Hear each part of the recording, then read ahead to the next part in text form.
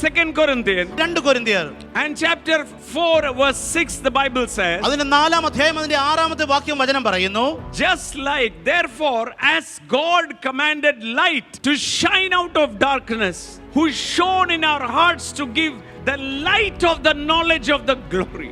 ഇരുളിൽ നിന്ന് വെളിച്ചം പ്രകാശിക്കണമെന്ന് അരുളി ചെയ്ത ദൈവം യേശുക്രിസ്തുവിന്റെ മുഖത്തിലുള്ള ദൈവ തേജസ്സിന്റെ പരിജ്ഞാനം വിളങ്ങിക്കേണ്ടതിന് ഞങ്ങളുടെ ഹൃദയങ്ങളിൽ പ്രകാശിച്ചിരിക്കുന്നു.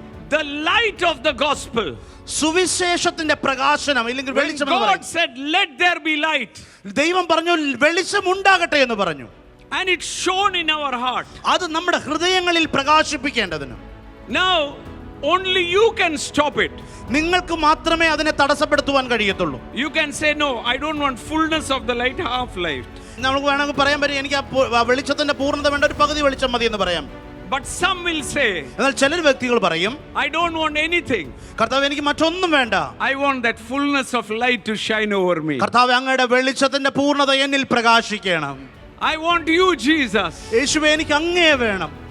I don't want anything in this world. ഈ ലോകത്തിൽ ഒന്നുമല്ല ഞാൻ ആഗ്രഹിക്കുന്നത്. Nothing can satisfy me. ഈ ലോകത്തിലുള്ള ഒന്നിനും എന്നെ തൃപ്തിപ്പെടുത്തുവാൻ കഴിയില്ല. Hallelujah. Hallelujah.